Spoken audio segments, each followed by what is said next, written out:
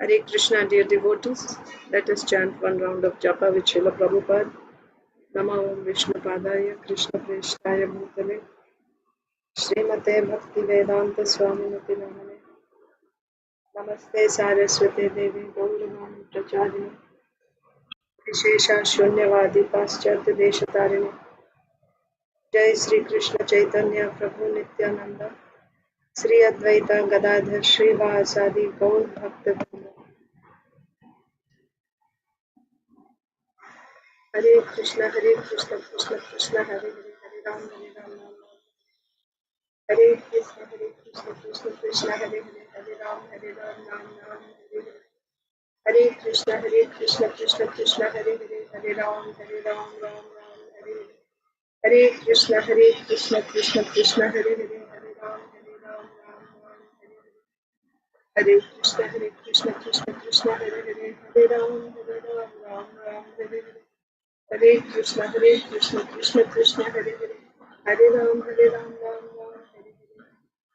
Hare Krishna Krishna Krishna Hare Hare Hare Ram Ram Hare Hare Hare Krishna Krishna Krishna Hare Hare Hare Ram Ram Hare Hare Hare Krishna Krishna Krishna Hare Hare Hare Ram Ram Hare Krishna Krishna Krishna Hare Hare Hare Ram Ram Hare Hare Hare Krishna Krishna Krishna Hare Hare Hare Ram Hare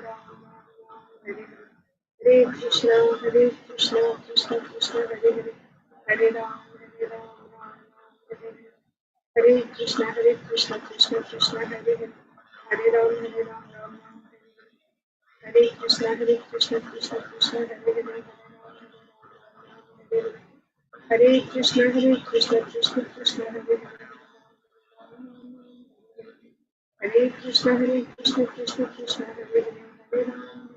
Krishna Hare Hare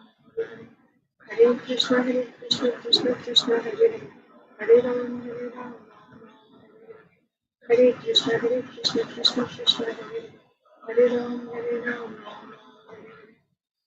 Hare Krishna Krishna Krishna Hare Hare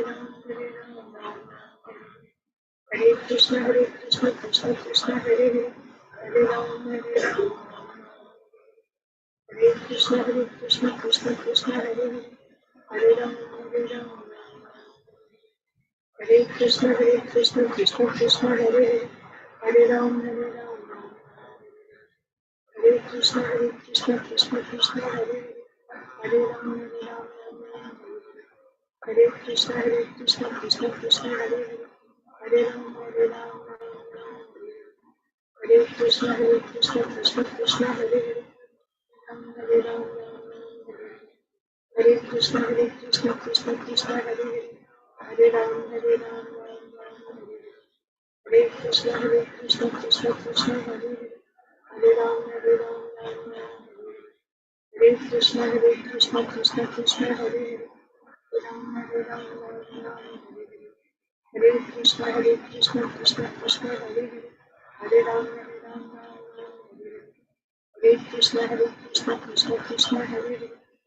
Ram Hare Krishna Krishna Hare Hare Hare Ram Hare Krishna Krishna Hare Hare Hare Ram Hare Krishna Krishna Hare Hare Hare Ram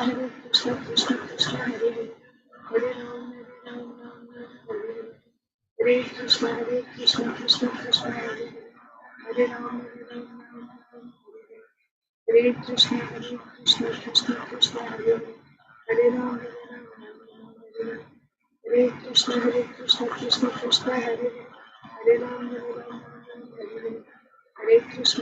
Krishna Krishna Hare Hare Hare Ram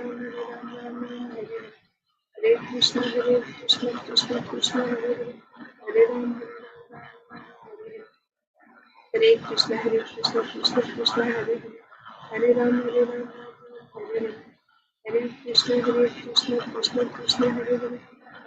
Hare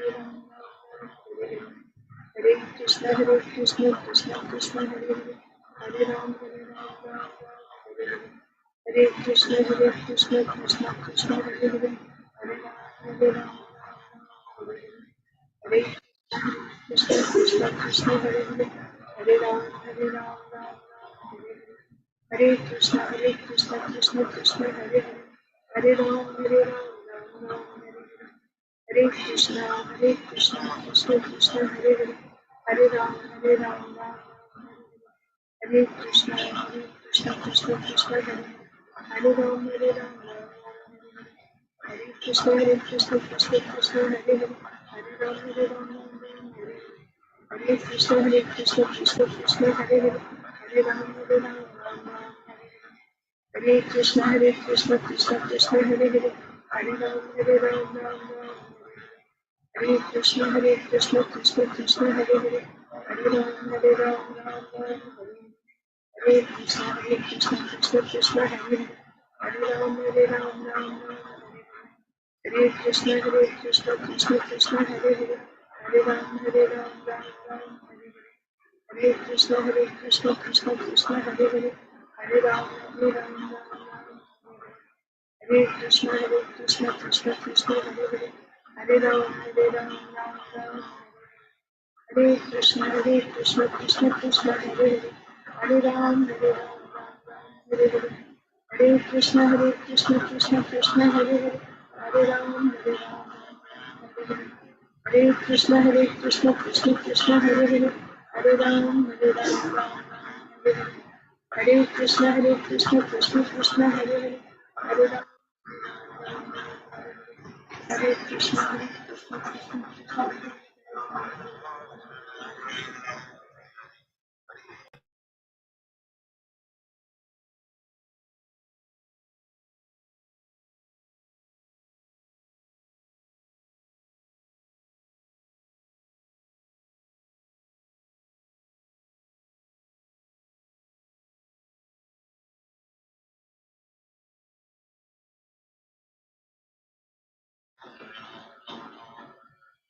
Hare Krishna, Krishna Krishna, Hare Hare, Hare Ram, Ram Ram, Hare Hare. Hare Krishna, Krishna Hare Hare, Hare Ram, Hare Krishna, Krishna Hare Hare, Hare Ram, Ram Hare Krishna, Krishna Hare Hare, Hare Ram, Hare Hare. Hare Krishna, Krishna Hare Hare, Hare Ram, Ram Hare Krishna, Krishna Hare Hare, Hare Ram, Hare Krishna, Krishna Hare Hare, Hare Ram, Hare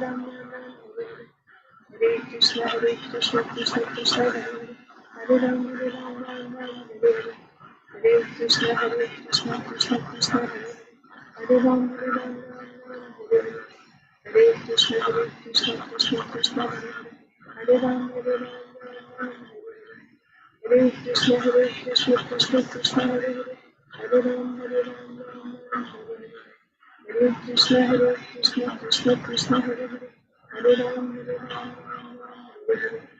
Hare Krishna, Krishna Hare Hare, Hare Ram, Hare Krishna, Krishna Hare Hare, Hare Ram, Hare Krishna, Krishna Hare Hare, Hare Ram, Hare Krishna, Krishna Hare Hare, Hare Ram, Hare Krishna, Krishna Hare Hare, Hare Ram, Hare Krishna, Krishna Hare Hare, Hare Ram, Hare Krishna, Krishna Hare Hare, Hare Krishna, Krishna Hare Hare, Hare Ram,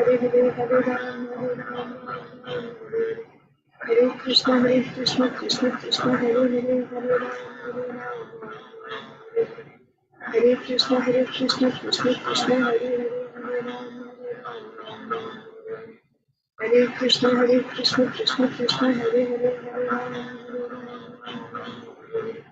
Hare Krishna, Krishna Hare Hare, Hare Ram, Hare Krishna, Krishna Hare Hare, Hare Ram, Hare Krishna, Krishna Hare Hare, Hare Ram, Hare Krishna, Krishna Hare Hare, Hare Ram, Hare Krishna, Krishna Hare Hare, Hare Ram, Hare Krishna, Krishna Hare Hare, Hare Ram, Hare Ram, Hare Hare Krishna Krishna Krishna Hare Hare, Hare Ram Ram Ram Hare Hare. Hare Krishna Krishna Krishna Hare Hare, Hare Ram Hare Krishna Krishna Krishna Hare Hare, Hare Ram Hare Hare. Hare Krishna Krishna Krishna Hare Hare, Hare Ram Hare Hare. Hare Krishna Krishna Hare Hare, Hare Ram Hare Hare. Hare Krishna Krishna Hare Hare, Hare Ram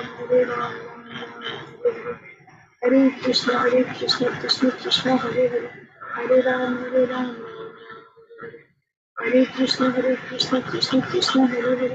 Hare Ram Hare Krishna Krishna Hare Hare, Hare Ram Hare Krishna Krishna Hare Hare, Hare Ram Hare Krishna Krishna Hare Hare, Hare Ram Hare Krishna Krishna Hare Hare, Hare Ram Hare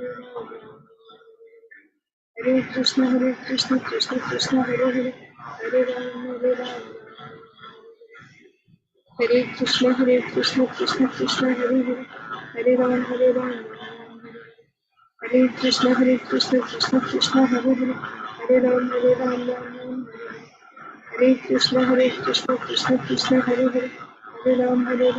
Krishna Hare Hare, Hare Ram Hare Krishna Krishna Hare Hare, Hare Ram Hare Krishna Krishna Hare Hare, Hare Ram Hare Krishna Krishna Hare Hare, Hare Ram Hare Krishna Krishna Hare Hare, Hare Ram Hare Krishna Krishna Hare Hare, Hare Ram Hare Krishna Krishna Hare Hare, Hare Ram जय श्री कृष्ण चैतन्य प्रभु नित्यानंद श्री अद्वैत गदाधर श्रीवासादि गौर भक्तवृंद। ओम नमो भगवते वासुदेवाय। ओम नमो भगवते वासुदेवाय। ओम नमो भगवते वासुदेवाय। नारायणं नमस्कृत्य नरं चैव नरोत्तमं देवीं सरस्वतीं व्यासं ततो जयं मुदीरयेत्। नष्टप्रायेषु भद्रेषु नित्यं भागवत सेवया भगवत्युत्तमश्लोके भक्तिर्भवति नैष्ठिकी। नमो विष्णुपादाय कृष्णप्रेष्ठाय भूतले श्रीमते भक्तिवेदान्ता स्वामिन्निति नामिने। नमस्ते सारस्वते देवे गौरवाणी प्रचारिणे निर्विशेषा शून्यवादी पाश्चात्य देशतारिणे। जय श्री कृष्ण चैतन्य प्रभु नित्यानंद श्री अद्वैत गदाधर श्रीवासादि गौर भक्तवृंद। हरे कृष्णा कृष्णा कृष्णा हरे हरे, हरे राम राम राम हरे हरे। ग्रंथराज श्रीमद् भागवतम की जय, Srimad Bhagavad Gita as it is की जय, श्रील प्रभुपाद की जय, समवेत गौर की जय। ओम अज्ञानतिमिरान्धस्य ज्ञानाञ्जनशलाकया चक्षुरुन्मीलितं येन तस्मै श्री गुरवे नमः। Hare Krishna, dear devotees, welcome to today's Srimad Bhagavatam for all session. Let's recite Bhagavad Gita shloka.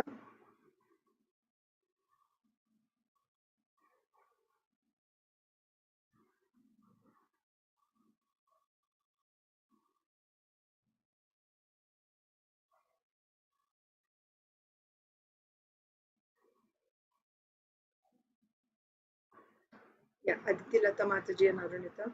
And anyone else who needs to go first, please raise your hand. Hare Krishna Mataji, please accept my humble obeisances. All glories to Srila Prabhupada. Please accept my humble obeisances, Mataji. All glories to Srila Prabhupada. 。 . 。 。 。 . 。 . 。 . 。 . 。 . 。 . 。 . 。 . 。 . 。 . 。 . 。 . 。 . 。 . 。 . 。 . 。 . 。 . 。 . 。 . 。 . 。 . 。 . 。 . 。 . 。 . उपद्रष्टानुमन्ता च भारतभुक्त महेश्वरा परमात्मेति चापि युक्तो देहेऽस्मिन् पुरुषः परः. Yet in this body there is another, a transcendental enjoyer, who is the Lord, the supreme proprietor, who exists as the overseer and permitter, and who is known as the Supersoul. Hare Krishna. Hare Krishna Mataji. Hare Krishna, Arunita.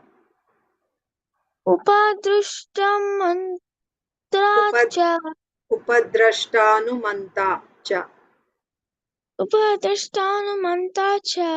Bharata Bhokta Maheshwara. Bharta. Bharta Bhokta Maheshwara.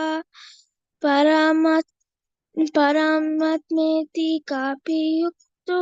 Chapi ukto. Chapi yukto. Tehesmin Purusha Pura. Para. Translation. Para. Dehismin Purusha Para. Translation. Yet in this body there is another, a transcendental enjoyer, who is the Lord, the supreme proprietor,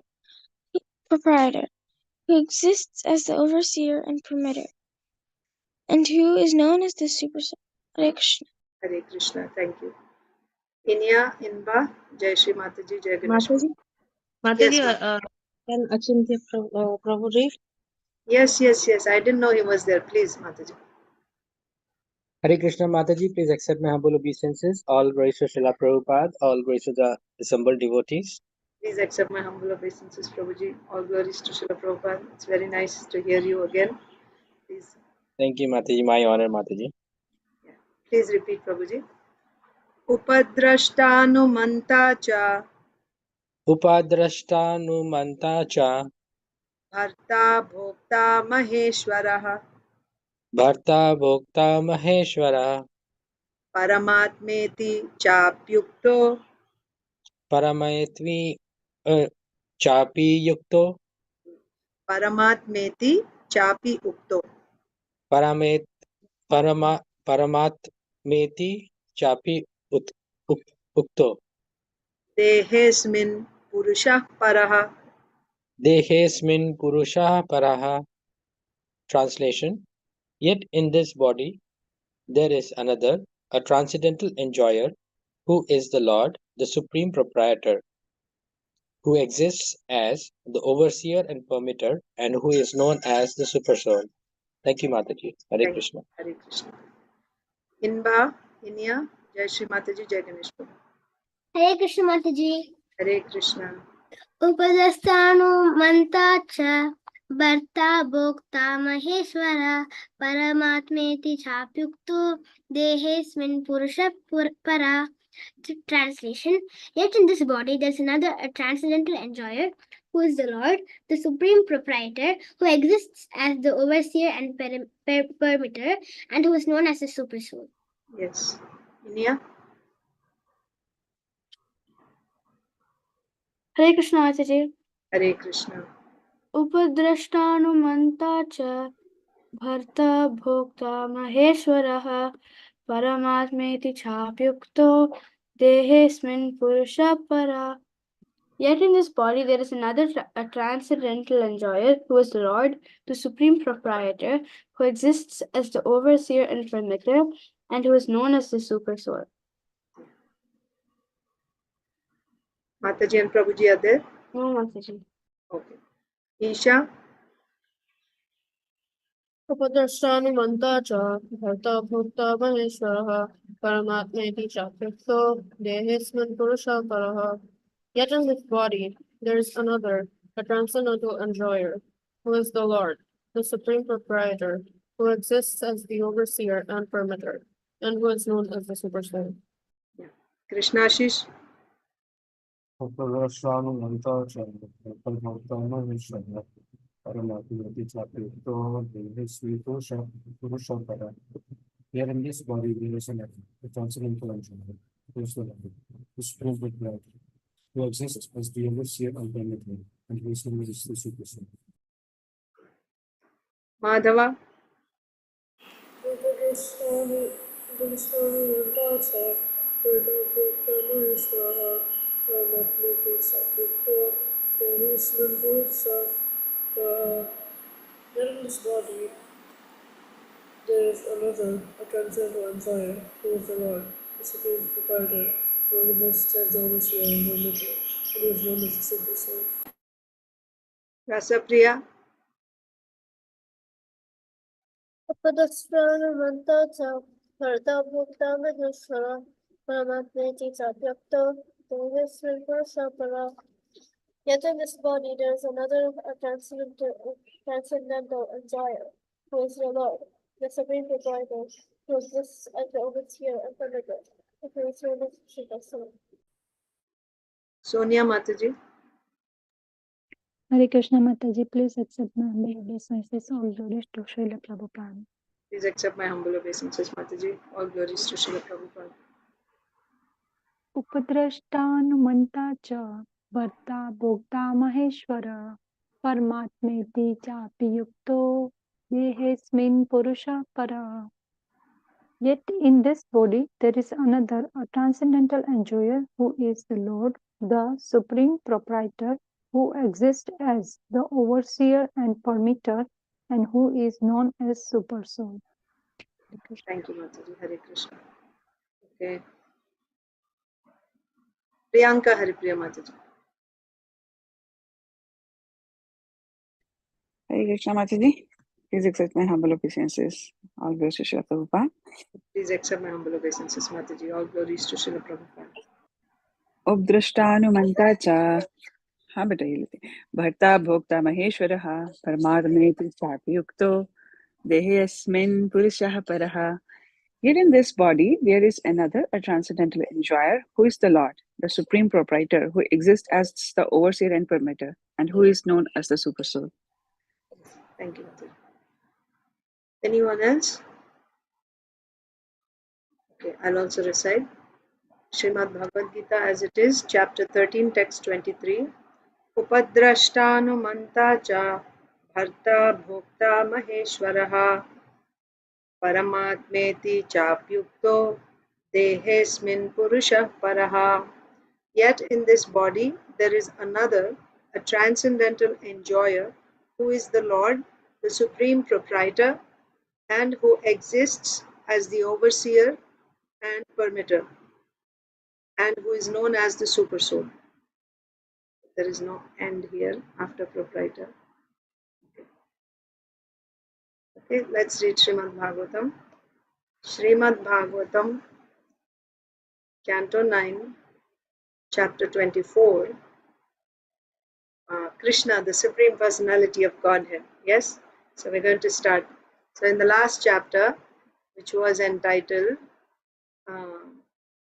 The Dynasties of the Sons of Yayati. So there we had read about, because Puru's dynasty was already discussed before. So in the previous chapter we read about, we came backwards. So we read about Dhruvyu's dynasty, then Turvasu, first Anu, and in Anu's dynasty came Rompad Maharaj, and then Adirath, the father of Karna. Okay, that was Anu. Then Dhruvyu's dynasty, and then Turvasu's dynasty, and finally we came to Yadu's dynasty. And we heard the glorification of Yadu's dynasty, that simply by hearing a description of this dynasty one becomes delivered from all sins. And also how in this dynasty the Supreme Personality of Godhead Krishna appeared in Narakriti. He appeared in a form resembling the human form. So like that. And then we actually started going down the descendants. How Yadu had 4 sons, and then Sahasrajit is the eldest son. Then we read about his descendants, like that. So finally, we came to, so do you remember how we arrived at Krishna in the previous chapter? Let me go back. So chapter 23.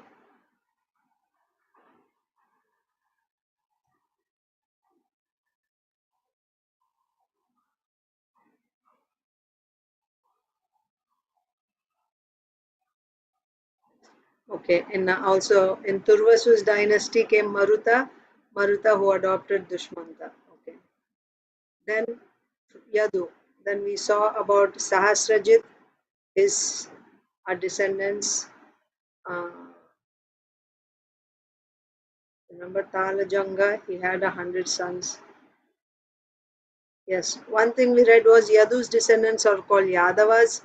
Then in that line, Madhu appeared, and Madhu's descendants are called Madhavas. And in that line, Vrishni appeared, and Vrishni's descendants are called Vrishnis. So all this was within the dynasty of the eldest son of Yadu, Sahasrajit. Then the next son is Kroshta. So we saw through Kroshta's descendants. And then we read about Jamaga. Remember Jamaga? So Jamaga, he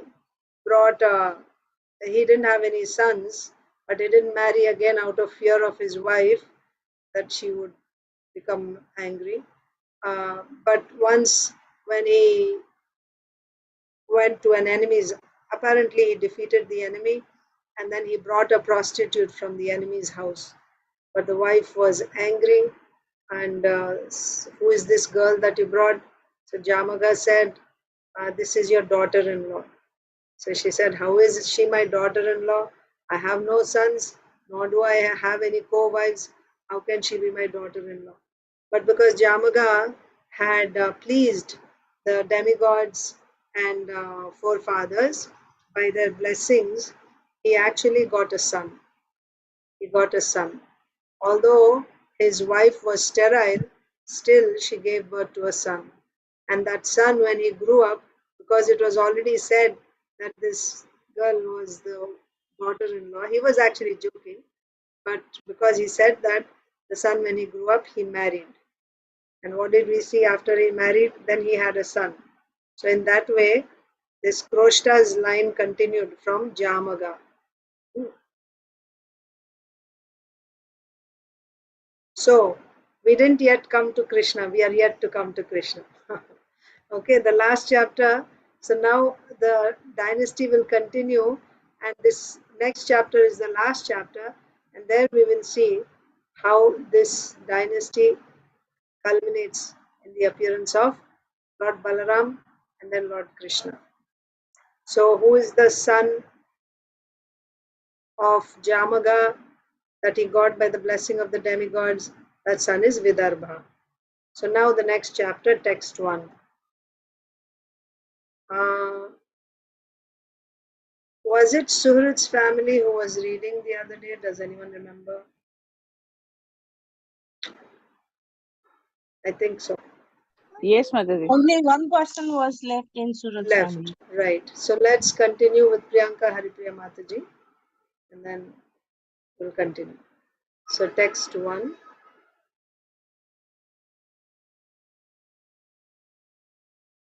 श्रीशुक उवाच तस्यां विदर्भो जनयत् पुत्रौ नाम्ना कुशक्रथौ तृतीयं रोमपादं च विदर्भकुलनन्दनम्. So we had already read the summary, so you may feel that, oh, we read all these names already. We read only the summary. So we are reading the verses now. Yes, Mataji. Shukdev Goswami said, by the womb of the girl brought by his father, Vidarbha begot 3 sons, named Kusha, Kratha, and Rompad. Rompad was the favorite in the dynasty of Vidarbha. Yes, so of course this Rompad is different from the Rompad that we discussed earlier, who came in the line of Anu, right? Anu, the son of Yayati. So this is the dynasty coming from Yadu. So this is Rompad.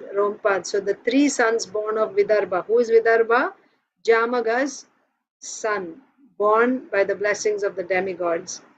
And then this son, Vidarbha, married that prostitute that was brought by Jamaga. And from her he got 3 sons named Kusha, Kratha and Romapad. By the way, we have a devotee in ISKCON, Srila Prabhupada's disciple, called Kushakrata Das Prabhu. And he has translated many books from Bengali to English, just translations. One of them is Sri Chaitanya Bhagavat, and other books also he has translated. Kushakrata Prabhu. So here we have Kusha, Krata, and Romapad. They are the sons of Vidarbha. Romapad was the favorite in the dynasty of Vidarbha. Kusha, Krata, and Romapad. Next. So now we'll start with Aditi Lata Mataji and Arunita. Yes. Romapadasuto babro kritir ajayata kushikastastasmach chedischaidyadayo nripaha.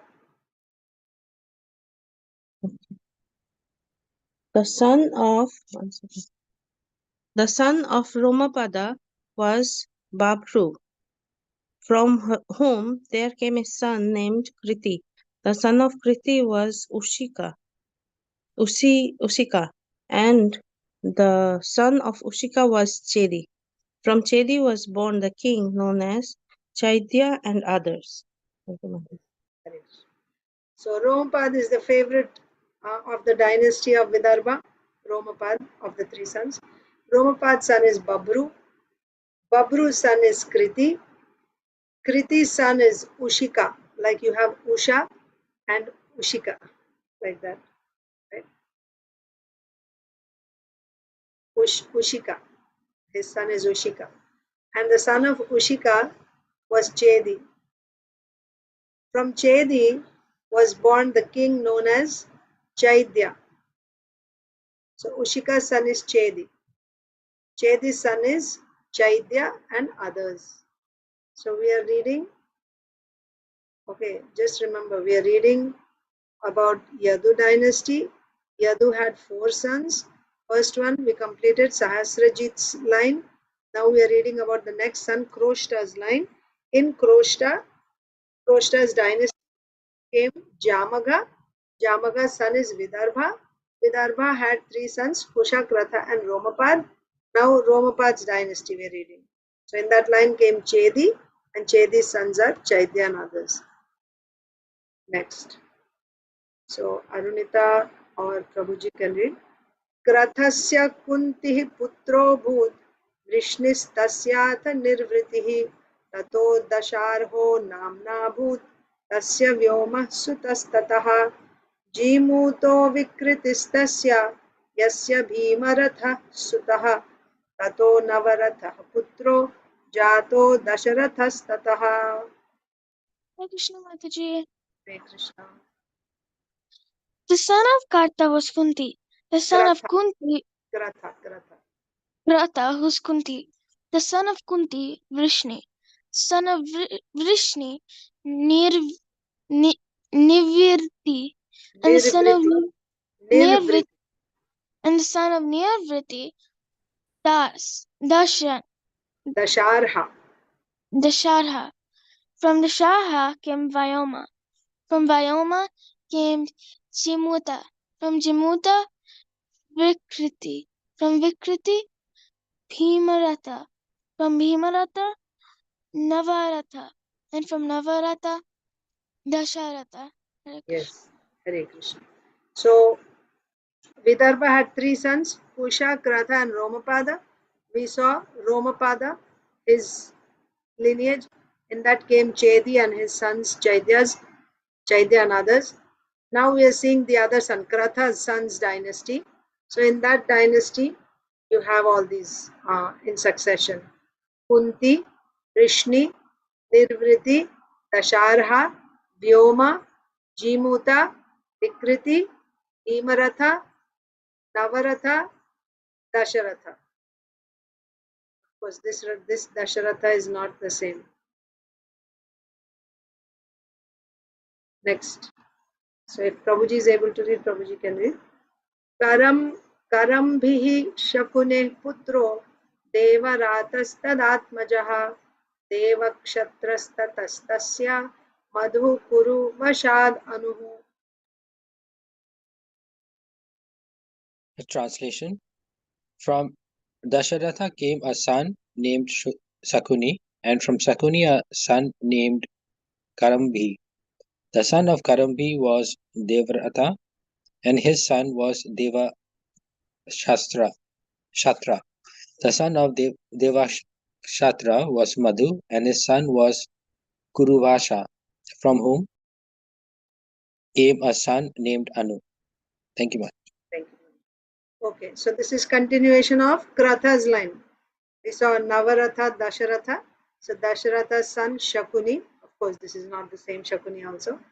Shakuni, then Karambhi, then Devarata, then Devakshatra, Madhu, Kuruvasha, and Anu. This is the line of Kratha, who is the son of Vidarbha. So they are all coming in the line of Kroshta, who is the son of Yadu, second son. Okay, next is Inbainia. Puruhotrastvanoh putras tasyayuk satvatastataha bhajamano bhajirdivyo vrishnirdevavrindhakaha satvatasya sutah sapta mahabhojascha marisha bhajamanasya nimlochih kinkano drishtirev cha एकस्यामात्मजाः पत्न्याम् अन्यस्यां च त्रयः सुताः शताजिच्च सहस्राजित् अयुताजित् इति प्रभुः. The son of Anu was Puruhotra. The son of Puruhotra was Ayu. The son of Ayu was Satvata. O great Aryan king, Satvata had seven sons named Bhajamana, Bhaji, Divya, Vrishni, Devavrida, Andhaka, and Mahabhoja. From Bhajamana, by one wife came 3 sons, Nimlochi, Kinkana, and Drishti. And from his other wife came 3 other sons, Satajit, Sahasrajit, and Ayutajit. Yes. So Anu is also in the line of Kroshta only. So of course, ultimately from Kroshta, but this is Kratha, right? Kusha, Kratha, and Romapada. So this is Kratha's line still. So the son of Anu was Puruhotra, Puruhotra's son Ayu, then his son Satvata. So who is the great Aryan king? Sukadeva Goswami speaking to Parikshit Maharaj, right? Oh great Aryan king means oh Parikshit Maharaj. So Ayu's son is Satvata. Satvata had 7 sons. Who are they? Bhajamana, Bhaji, Divya, Vrishni, Devavridha, Andhaka, and Mahabhoja. You see where we are getting. So Andhaka, there's Andhaka dynasty, Bhoja dynasty, like that, Vrishni. So Satvatas also, you hear in the Yadu dynasty, you hear about the Satvatas. So the Satvata had 7 sons, Bhajamana, Bhaji, Divya, Vrishni, Devavridha, Andhaka, and Mahabhoja. So now, starting, we are seeing at the dynasties of each one. Huh? So Bhajamana, from one wife he had 3 sons called Nimlochi, Kinkana, and Drishti. From another wife he had 3 more sons called Shatajit, Sahasrajit, and Ayutajit. Now we are looking at Bhajamana's dynasty. Who is Bhajamana? The eldest of Satvata's 7 sons. Who is Satvata? Is coming in the line of Kratha. Kusha and Kratha. Next. Inya. Pabrurdevavridhasutas tayoh shlokau pathantyamo yathaiva shrinumo durat sampashyamas-tathantikat. The son of Devavridha was Babhru. Concerning Devavridha and Babhru, there are 2 famous songs of prayer, which were sung by our predecessors and which we have heard from a distance. Even now I hear the same prayers about their qualities, because that which was heard before is still sung continuously. Okay. So we were seeing the the sons of Bhaja Mana, right? Bhajamana. Now we are looking at the sons of Devavrida. Okay? Devavrida is one of the 7 sons of Satvata. Devavrida. So, the son of Devavrida was Babru. Concerning Devavrida and Babru, father and son, there are 2 famous songs of prayer. There are songs of prayer concerning Devavrida and his son Babru. Devavrida is the son of Satvata. Satvata had 7 sons, one of them. Also 7. Satvata had 7 sons. Okay, Satvata. So Devavrida and Babru, his son. There are 2 famous songs of prayer that are sung in glorification of Devavrida and Babru. So who is saying this? Sukadev Goswami is speaking. Sukadev Goswami is saying, these prayers were sung by our predecessors. Our ancestors used to sing. And I heard it from a distance. From a distance means like several generations before it was sung. So I heard like that. Even now I hear the same prayers. It's not that only my ancestors were singing. Those prayers are sung even now in glorification of Devavrida and Babru. I hear the same prayers about their qualities. Why? How? Because that which was heard before is still being sung continuously, right? By parampara. It is still being sung continuously. And also, by this you can understand, just like Srila Prabhupada, he wound up his earthly pastimes or physical pastimes many years ago. But even to this day, whatever songs were sung in glorification of Srila Prabhupada, like Guru Puja, offering flowers to Srila Prabhupada, performing Aarti, it was done so many decades ago when Srila Prabhupada was physically present on the planet, but it is still going on even to this day. What does that tell us? And in fact, it has only increased. The number of devotees has only increased. How many devotees sing his glorification all over the world every morning? Many, many, many. So that shows it's still going on continuously, means how exalted this person is.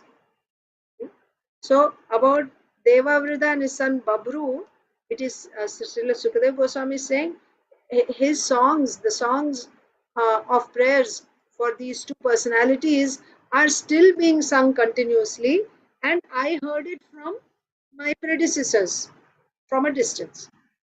Okay, next, Mataji Prabhuji are not there, right? Inya? Yes, Mataji. Okay, so Isha.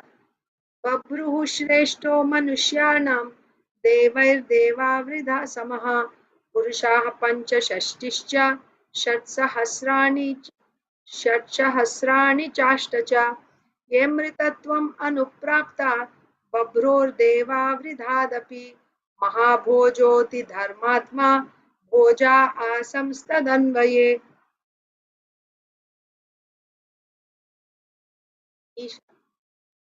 It has been decided that among human beings, Babru is the best, and that Devavrida is equal to the demigods. Because of the association of Babru and Devavrida, all of their descendants, numbering 14,065, achieved liberation. In the dynasty of King Mahabhoja, who was exceedingly religious, there appeared the Bhoja kings. Okay, so we are not discussing apparently all the 7 sons dynasties, but the prominent ones. So we saw first Bhajamana's descendants or his immediate sons we saw. Then Devavrida's son Bhoja, and how glorious they were. That there were songs that were sung in glorification as prayers to these 2 personalities. Something else that we hear in this verse is Babru was the best among human beings, and Devavrida was equal to the demigods. That's how glorious they were. And because of them, all their descendants were liberated. So when does this happen? It only happens when they're devotees, isn't it? Lord Nrsimhadev told Prahlad Maharaj, because you are such a nice devotee, so many generations after you and so many generations before you, they will all be liberated. They will all be delivered. So if one person becomes a pure devotee, so many descendants and ancestors, they will all be liberated. So if we hear that because of Babru and Devavridha, 14,000 plus descendants were all delivered, liberated, then what should we understand? They must be pure devotees, right? Great devotees. That's how the descendants, so many descendants, all got delivered. So his dynasty or descendants after him, consisting of 14,065, all of them achieved liberation. 14,000 descendants. In the dynasty, so next, one of the 7 sons is Mahabhoja. Yes? I'll go back to show you the 7 sons. See, Bhajamana, then we saw Devavridha, now we are seeing Mahabhoja. So Mahabhoja is one of the 7 sons. So about Mahabhoja it is said,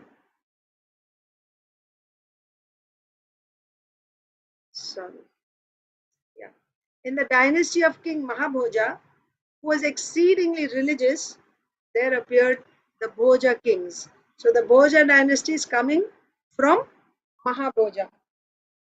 Next, Krishnashish. Krishne Sumitraha Putro Bhut Yudhajicca Parantapa Shinishtasyana Mitrascha Nigno Bhut Anamitrataha.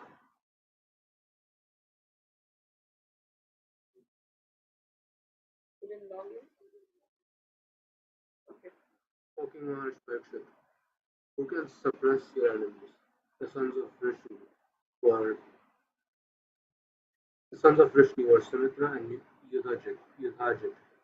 From Yudhajit came Shini, and from Anamitra, and from Anamitra came a son named Nigna. Okay.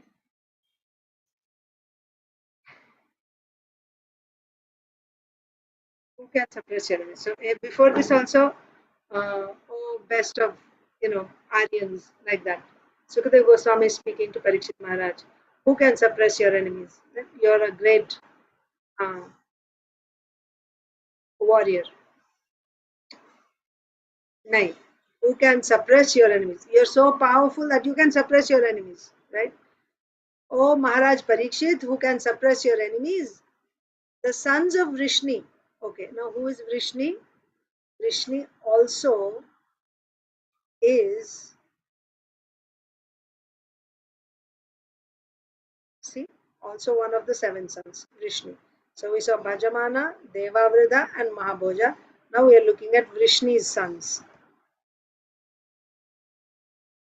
O Maharaj Parikshit, who can suppress your enemies? The sons of Vrishni were Sumitra and Yudhajit. From Yudhajit came Shini and Anamitra. From Anamitra came a son named Nigna. Next, Madhava. Satrajitah prasenascha Nignasyaatha satuhu sutau Anamitra suto yonyah Shinistasya cha satyakaha. The 2 sons of Nigna were Satrajit and Vasena. Another son of Anamitra was Shini. The other son was Satyaka. Yeah. So we are all familiar with Satrajit and Prasena. Yes? You must have read in Krishna book about the Shamantaka jewel, the story of the Shamantaka jewel. Who had this Shamantaka jewel? Satrajit. Satrajit was a great worshipper of of the sun god, So, being pleased with Satrajit's worship, the sun god gave him his Shamantaka jewel. And what is the significance of this Shamantaka jewel?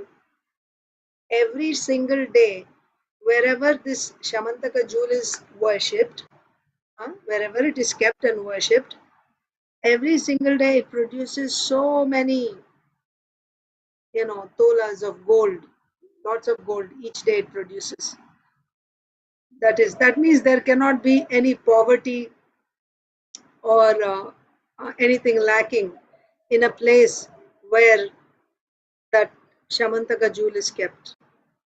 And also, because it is the jewel of the sun god, it would give so much effulgence. So, Satrajit would actually wear it around his neck. So, he put this jewel as a pendant, right, in a necklace. And he would wear it around his neck. Wherever he went, he would have it on him all the time. And every day he would worship this. So, whenever he would wear this, he would be glowing. There would be so much effulgence coming from this jewel that when he walked, people would think the sun god has come down. Especially, this was at the time of Krishna in Dwaraka. Satrajit was living there. So when he would go in Dwaraka, when he would walk to visit Krishna, when he would walk on the streets, or to visit Krishna or not, when he would walk on the streets with his necklace, where holding the Samantaka jewel, Shamantaka jewel, people, the Dwaraka Vasis would think, oh, the sun god Vivaswan has come, because it was a common thing for the demigods to come and visit Krishna. So they would think the sun god has come today to visit Krishna. They didn't know it was Satrajit. They would think it is the sun god, because that jewel would be emitting so much light. So there's a whole pastime regarding the Shamantaka jewel, which we will read when we come to the 10th canto, which is not too far away. The next one after this chapter, the next chapter is the 10th canto. So we will read about this Shamantaka jewel, and so it's a wonderful pastime. So we will read that at that time. But Satrajit got this jewel. And then he had a brother called Prasenjit. And Prasenjit, one day, he wore the Shamantaka jewel and he went out hunting on a horse. And it was so attractive, this jewel, that a lion killed Prasenjit. And after killing Prasenjit, killed the Prasenjit as well as the horse. And then it took that jewel, Shamantaka jewel. And Jambavan, same Jambavan from Ramayana, Jambavan happened to see the lion, and he wrestled with the lion, killed the lion, and took the jewel. And then he gave it as a toy, as a gift to his daughter, Jambavati, like that. So, yeah, that's also another wonderful pastime. So these are the brothers, Satrajit and Prasenjit. We read in the 10th canto. So they are also in the Yadu dynasty. So Satrajit and Prasena, they were the sons of Nighna. So you remember Nighna is the son of Vrishni, or in the line of Vrishni, not exactly the son of Vrishni. So Vrishni had two sons, Sumitra and Yudhajit. Yudhajit had two sons, Shini and Anamitra, and Anamitra had a son, Nighna. So in the line of Vrishni. And who is Vrishni? He is one of the sons of Satvata, one of the 7 sons of Satvata.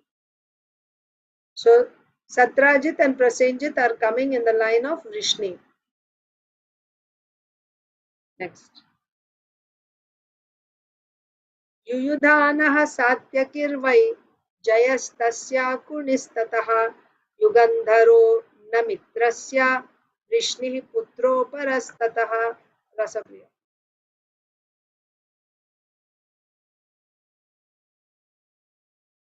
Yes. The son of Satyaka. Satyaka was Yuyudhana, whose son was Jaya. From Jaya came a son named Puni, and from Puni a son named Yugandhara. Yugandhara.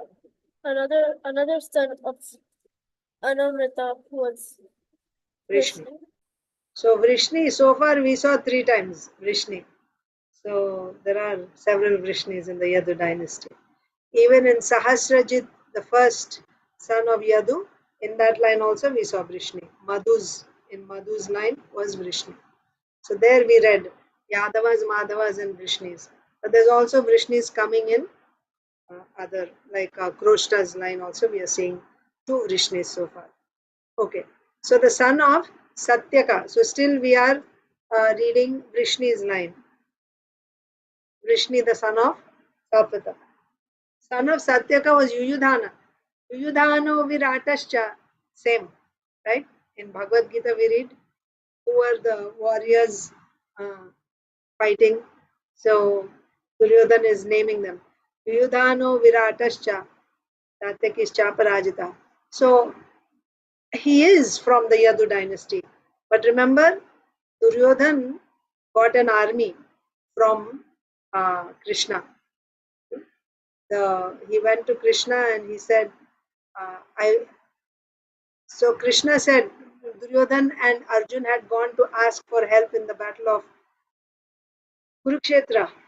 And Krishna said, on one side it will be just me and I won't even fight. I won't fight. I won't take up any weapon. And on the other side, I will give my Narayani Sena, each of whom is as powerful as myself in battle. Narayani Sena. So you choose what you want. And he said, I give the first chance to Arjun because I saw him first. Right? And so Arjun said, I want Krishna. And Duryodhana was very happy. He said, okay, then I'll just take the Narayani Sena. So that's how he had a lot of Yadava warriors on his side. He had Kritavarma, now we are seeing Yudhana. No, Yudhana was not fighting. Yudhana is on the side of the Pandavas, but there were Yadavas fighting, like even Satyaki was fighting on the side of the Pandavas. Satyaki was a disciple, martial disciple of Arjun. So like that. So there were Yadavas, Dwaraka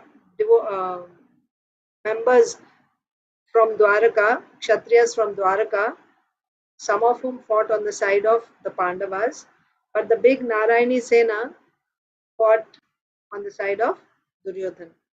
So this Yuyudhana, the name came, so I was just explaining that. The son of Satyaka was Yuyudhana, whose son was Jaya. From Jaya came a son named Kuni, and from Kuni a son named Yugandhara. Another son of Anamitra was Vrishni. So these are coming in the line of Satrajit Prasena, right?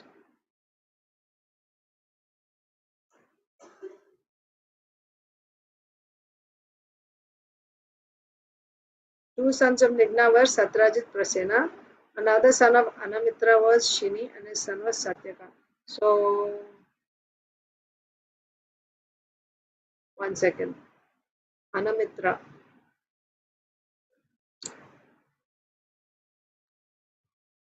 Okay, Sumitra and Yudhajit. Yudhajit had Shini and Anamitra.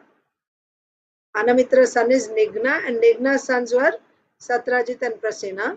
So Anamitra had one son Nigna, from whom came Satrajit and Prasena. But Anamitra had another son.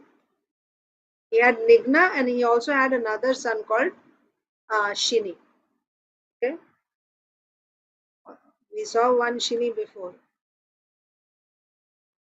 This Yudhajit's son is also Shini.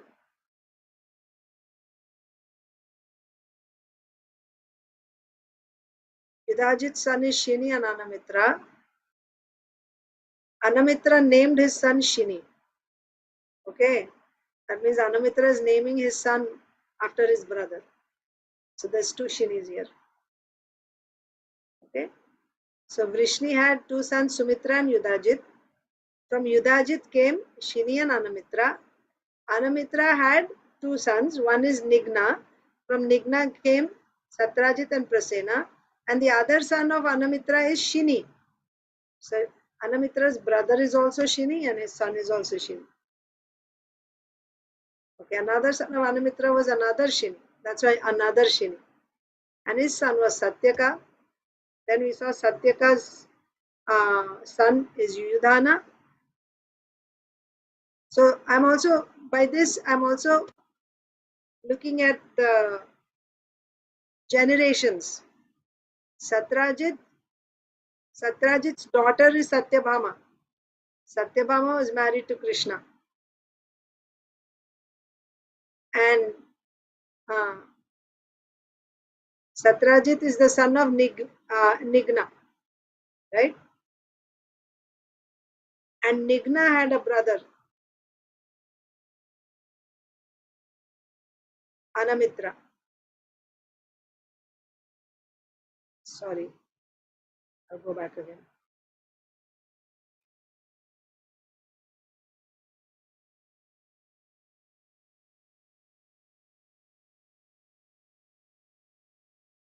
Nigna was the son of Anamitra. So Anamitra had Nigna and Shini as his sons. Okay. And Nigna's sons are Satyajit, and Satyajit's daughter married Krishna. Okay. So Nigna's granddaughter married Krishna. Satyabhama married Krishna. And Anamitra had another son called Shini, so who's like contemporary of Nigna, Shini. Okay. So this Shini son is Satyaka. Shini's son is Satyaka. Satyaka's son is Yudhana. So you understand? So Yudhana is the grandson of Shini. Satyabhama is the grandson of Nigna. So Yudhana is a contemporary of Krishna. Makes sense? Yudhana is a contemporary of Krishna. Krishna's wife Satyabhama is a granddaughter of Nigna, and Nigna's brother Shini, his grandson is Yudhana. Anyway, I'm just trying to understand. So if you're able to follow, it's good. If you're not able to follow, it's okay. The son of Satyaka was Yudhana, whose son was Jaya. So now this is the next generation after Krishna. Yudhana's son is Jaya. Jaya's son is Kuni. So this is like the grandson of Krishna, that generation. Jaya's son is Kuni. Kuni's son is Yugandhara. So this is like great grandson. So who's Krishna's great grandson? Vajranabh, right? So Jaya's son is Kuni. Kuni's son is Yugandhara. So Yugandhara is like the contemporary of Vajranabh, you can say. And another son of Anamitra was Vrishni. One more Vrishni. Okay. So Anamitra, we saw, had one son called Nigna, whose son is Satyajit, and another one is Prasena. Anamitra's one son is Nigna. Another son is Shini. And in the line of Shini, we saw Yudhamanyu, and then Yugandhar, like that. Finally. Now there's one more son of Anamitra. Third son, right? We saw Nigna, Shini. Now there's another son of Anamitra. Who's that? Vrishni. Another son of Anamitra is Vrishni. So there's Nigna, there's Shini, and Vrishni.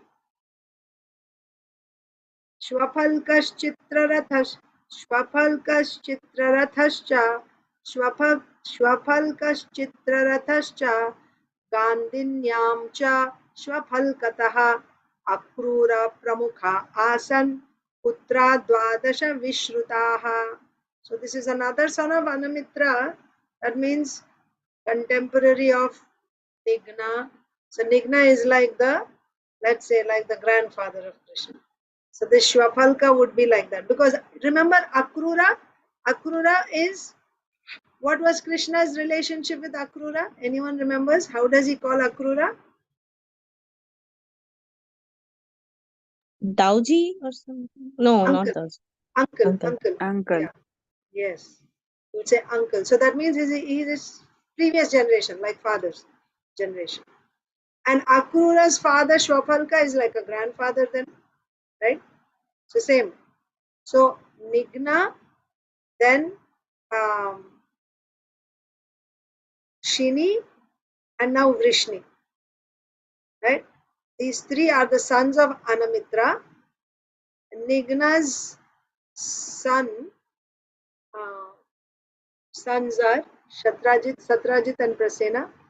Then Shini, in that line we saw Yudhamanyu. And now the third one is Vrishni. And Vrishni's son is, we are going to read Vrishni's son. Okay, whose turn is it now? Rasapriya read. So Sonia Mataji. From Rishni came the sons named Swafalka and Chitraratha.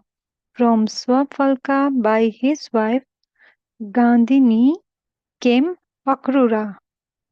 Akrura was the eldest, but there were 12 other sons, all of whom were most celebrated. Yeah. So Vrishni. From Vrishni came the sons named Shwapalka and Chitraratha. Shwapalka and Chitraratha are the sons of Vrishni.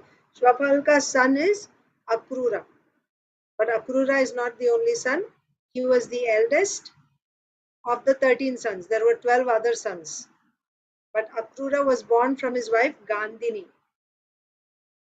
All the sons of Shwapalka were most celebrated.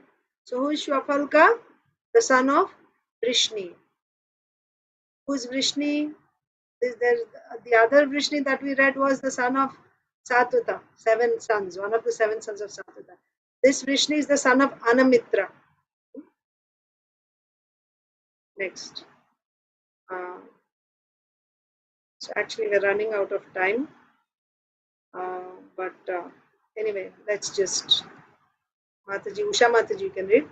Asangah sarameyascha mriduro mriduvidgirihi dharma vriddha sukarma cha kshetropekshorimardanaha shatrugno gandhamadascha pratibahuscha dvadasha tesham swasa sucharakya द्वावक्रूरसुतावपि देववान् उपदेवश्च तथा चित्ररथात्मजाः पृथुर्विदुरथाद्याश्च बहवो वृष्णिनन्दनाः. Hare Krishna Mataji, Dandavat Pranams, all glories to Srila Prabhupada, all glories to the assembled devotees. All glories to Srila Prabhupada. The names of these 12 Asanga, Sarameya, Mrudura, Mrudvit, Giri, Dharmavradha, Sukarma, Kshetropeksha, Arimardana, Shatrugna, Gandhamada, Pratibahu. These brothers also had a sister named Suchara. From Akrura came 2 sons named Devavan and Upadeva. Chitraratha had many sons, headed by Prithu and Vidhuratha, all of whom were known as belonging to the dynasty of Vrishni. Yes, thank you, Mataji. So this Vrishni is the son of Anamitra, Nigna, Shini, Vrishni. From this Vrishni, his son is Shwapalka and the other son is Chitraratha. So Shwapalka's son is Akrura, and along with Akrura he had 12 other sons. Who were they? Asanga, Sarameya, Mridura, Mriduvit, Giri, Dharmavriddha, Sukarma, Kshetropeksha, Arimardana, Shatrugna, Gandhamada and Pratibahu. 12 other sons. So Akrura had 12 brothers and a sister. The sister was Suchara. Okay. Now we are reading about Akrura's sons. Akrura had two sons, Devavan and Upadeva. So Devavan and Upadeva would be the contemporaries of Krishna, right? If Akrura is uncle, his sons would be cousins of Krishna. Devavan and Upadeva. All of them, that means all these brothers of Akrura, Akrura himself, his sons, and not only that, Shwapalka's brother Chitraratha and his sons. He had many, many sons. Eldest was Prithu and Viduratha. They all belong to Vrishni dynasty because they are all descending from Vrishni. Vrishni, the son of so Nigna, Shini, and Vrishni. They are the sons of Anamitra. Anamitra. Okay, so they're known as the Vrishni dynasty. Okay, so tomorrow then we can start because it's already time and I have to read Bhagavad Gita. I was going to have everyone read, but again we'll go over time. Although it's only translations. Anyway, let's just read. Narsimha Lila Chaitanya Prabhu, all of you, if all of you are there, just take turns reading. Kukuro bhajamanascha shuchi kambala barhishaha kukurasya suto vahnir vilomatanayastataha.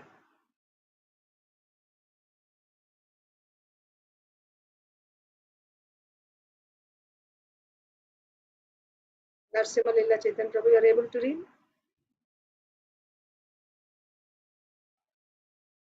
No? Krishna Mataji, Yes, Prabhuji, please go ahead. you're asking why then, right? So, please accept my obeisances. All glories to Srila Prabhupada. Please read the translation for me. Yeah. Kukura, Bhajamana, Suchi, and Kambala Harisha were the four sons of Andhaka. The son of Kukura was Vahini, and his son was Viloma. Yeah, thank you, Prabhuji. So, now we have to go back to see Andhaka. Where did we see Andhaka? 1 second.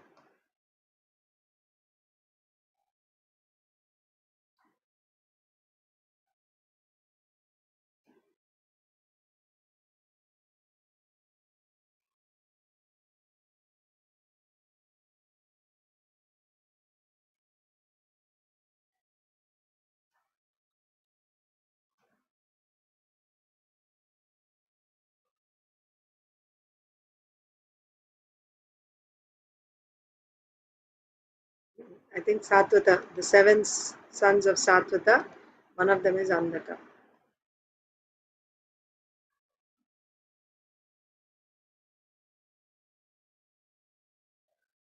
I think I'm just going around the same thing. 1 second. Yes, Mataji. Satvata. Satvata, right?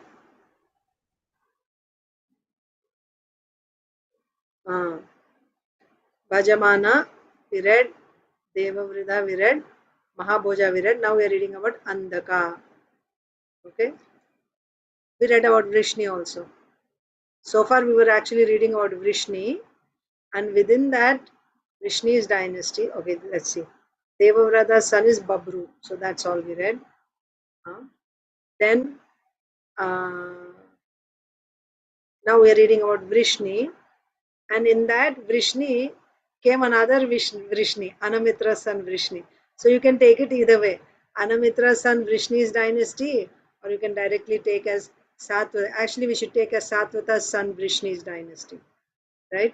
We should take as Vrishni, because here we are reading one after another. The dynasty is coming from the sons of Satvata. So when they said all of them are in Vrishni dynasty, immediately it is this Vrishni, but ultimately it is Satvata's son Vrishni's dynasty. So we read that. So they're all coming. This is the dynasty of Vrishni. Now Andhaka. Andhaka is another son of the Satvata, one of the seven sons. So Andhaka's sons are Kukura, Bhajamana, Shuchi, and Kambala Barhisha. These were the four sons of Andhaka. Kukura, son of Kukura is Vahini, and Vahini's son is Viloma. So next. Prabhuji, Mataji and kids are there.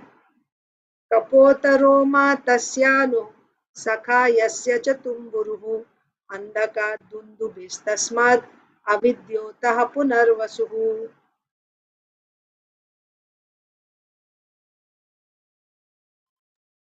Hare Krishna, Mataji. Hare Krishna. The son of Viloma was Kapotaroma. Kapotaroma, and his son was Anu, whose friend was Tumburu. From Anu came Andaka, from Andaka Dundubi, and from Dundubi Avidyota. From Avidyota came a son named Punarvasu. Krishna Mataji. Hare Krishna. Thank you. So now we are reading Andaka's dynasty. Just like in Vrishni's dynasty, there was another Vrishni. In Andaka's dynasty also, there is another Andaka. Okay. So Andaka's had 4 sons, we said. So in that line, we saw Viloma. Then Viloma's son Kapotaroma, Kapotaroma's son Anu, Anu's son Tumburu, like that. From Anu, sorry. Anu's friend was Tumburu. It's not son. Anu's friend was Tumburu. Anu's son is Andaka. Andaka's son is Dundubi. Dundubi's son Avidyota. Avidyota's son Punarvasu. So we are reading about Andaka's dynasty. Tasyahukaschyahuki cha kanya chaivahukatmajau devakaschograsenascha chatvaro devakatmajaha devavanupadevascha sudevo devavardhanaha tesham svasaraha saptasan dritadevadayo nripa shantidevopadevacha Shrideva Deva Rakshita Sahadeva Devaki cha Vasudeva Uvahataha. Surud and Mataji are there. Hare Krishna. Punarvasu had a son and a daughter named Ahuka and Ahuki, respectively. And Ahuka had 2 sons named Devaka and Ugrasena. Devaka had 4 sons named Devavan, Upadeva, Sudeva, and Devavardhana. And he also had 7 daughters named Santideva, Upadeva, Srideva, Devarakshita, Sahadeva, Devaki, and Dritadeva. Dritadeva was the eldest. Vasudeva, the father of Krishna, married all these sisters. Yes, Hare Krishna. So you see how we are coming closer and closer to Krishna's appearance while reading the dynasty of Yadu. Okay, so Punarvasu. Punarvasu is coming in which dynasty? Andhaka dynasty. In Andhaka dynasty, Punarvasu. Punarvasu had Ahuka and Ahuki, son and daughter. Ahuka, Ahuki. Ahuka had Devaka and Ugrasena. So this much we can remember, right? Devaka is Devaki's father. Devaki is Vasudev's wife, Krishna's father and mother, Vasudev Devaki. So Krishna's maternal grandfather is Devaki's father, Devaka. Devaka and Ugrasena are brothers. Who's the father of Devaka and Ugrasena? Ahuka. Ahuka and Ahuki, brother and sister. Their father is Punarvasu. Punarvasu is coming in the dynasty of Andhaka. Andhaka is the son of Satvata. Okay. So Devaka and Ugrasena are the sons of Ahuka. Now Devaka had how many sons? 4 sons and 7 daughters. And all their names, they will come with Deva. There will be Deva in the name. That you can remember. Devaka had 4 sons and 7 daughters. Who are the 4 sons? Devavan, Upadeva, Sudeva, Devavardhana. Okay. 4 sons of Devaka are Devavan, Upadeva, Sudeva, Devavardhana. And his 7 daughters are, of course, one of them is Devaki. Who are the other daughters?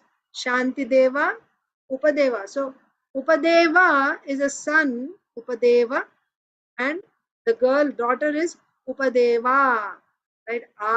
Upadeva. Upadeva and Upadeva. Just like Krishna, And Draupadi's another name is Krishna, like that. Krishna and Krishna, like that. So Devaka's son is Upadeva, and his daughter also he has Upadeva. Shanti Deva, Upadeva, Sri Deva, Deva Rakshita, Sahadeva, Devaki, and Drita Deva. So another thing is only Devaki has E at the end. Everyone else has the 7 daughters. Shanti Deva, Upadeva, Sri Deva, Deva Rakshita, Sahadeva, Drita Deva, but Devaki. But all 7 sisters were married to Vasudeva. So, who is the eldest of all these? Dritadeva. Of all the children, looks like, not just daughters. Dritadeva was the eldest, the girl, right? Dritadeva was the eldest, but her name is given in the end. That's interesting. Dritadeva was the eldest. So, Vasudeva, the father of Krishna, married all these sisters. Okay. So, Suvarnangi Mataji. Kamsah Sunama Nyagrodha Kankah Shankuh Suhustatha Rashtrapalotha Drishtischa Tushtiman Augrasenayaha.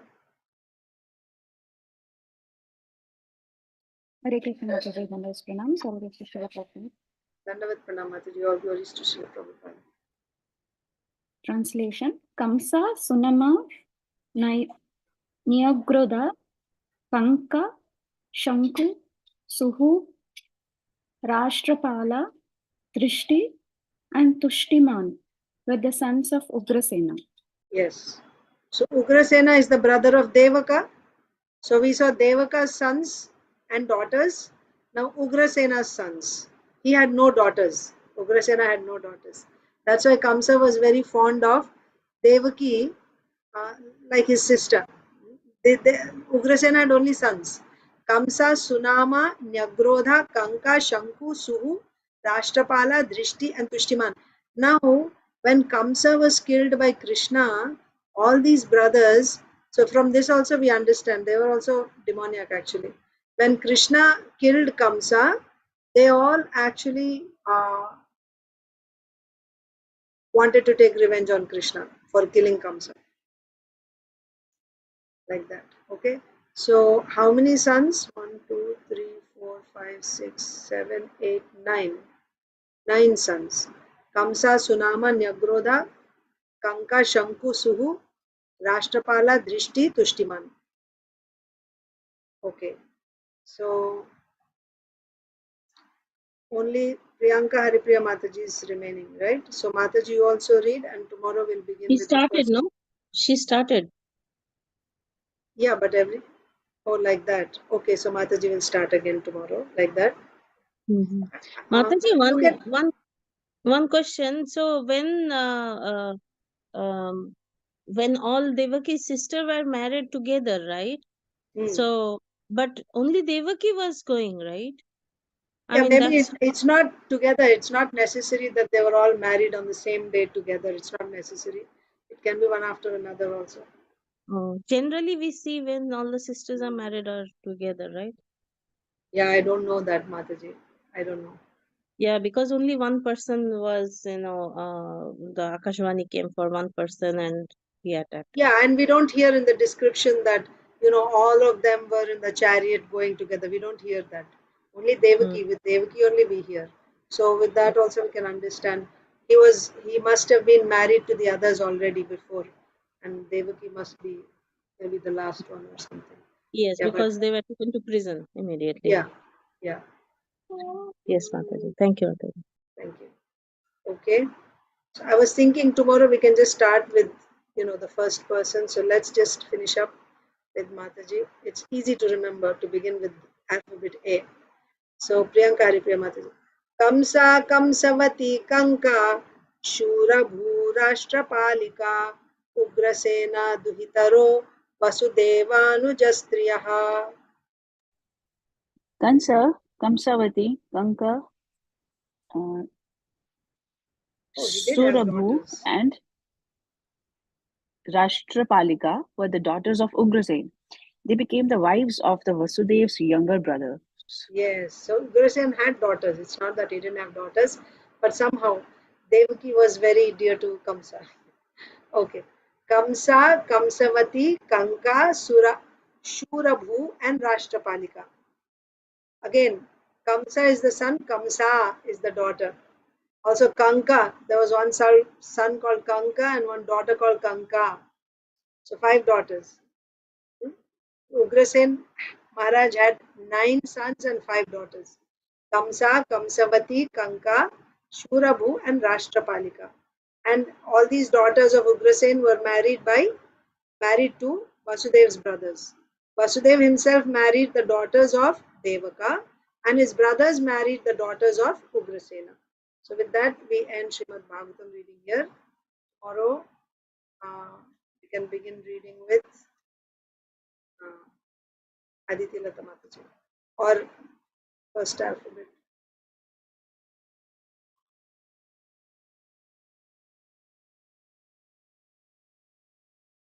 Actually, if Saujanya Mataji comes, then Saujanya Mataji will read tomorrow, but otherwise, we'll begin with Aditi Lata Mataji.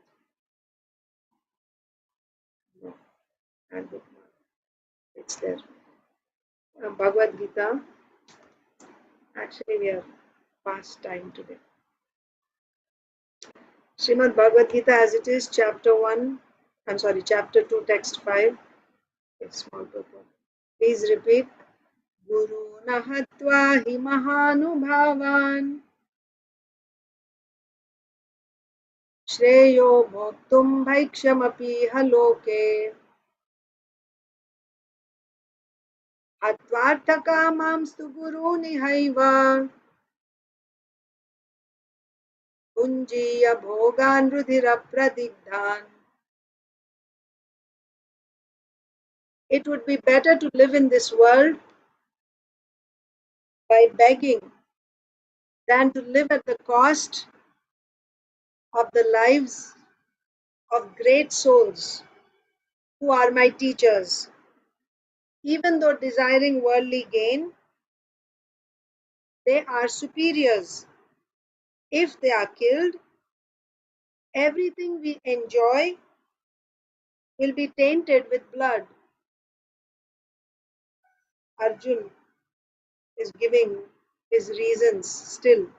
He's making feeble attempts because Krishna said that this compassion of yours is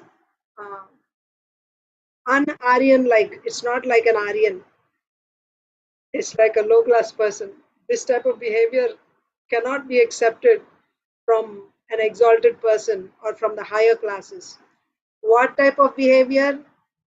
Not doing your duty, running away from your duty. This type of behavior cannot be expected from higher classes, not from Aryans, not from you.